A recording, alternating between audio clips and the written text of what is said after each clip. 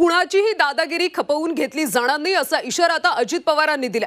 राख गँग, वाळू गँग या सगळ्या गँग्सना आता सुतासारखं सरळ करणार असा इशारा उपमुख्यमंत्री अजित पवार यांनी बीडमध्ये दिला।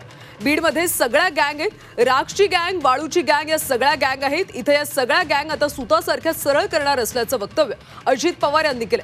तसंच कुणाचीही दादागिरी खपवून घेतली जाणार नसल्याचं अजितदादा म्हणाले।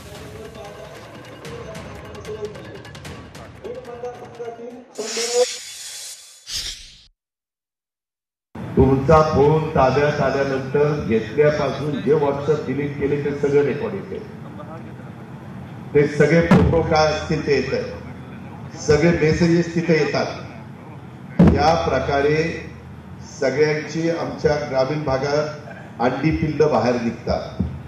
कृपा करून मी फार पोचलेला आहे अशा प्रकारची भाषा मनामध्ये आणू नका।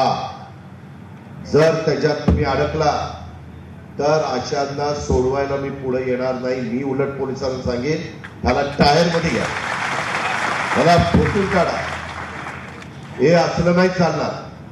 मी काहींना तर मकोका लावायला सांगितलेला आहे। मी दादागिरी अजिबात कुणाचीच खपून घेणार नाही, सत्ताधारी पक्षाच्या कार्यकर्त्यांची पण खपून घेणार नाही आणि विरोधी पक्षाची पण खपून घेणार नाही।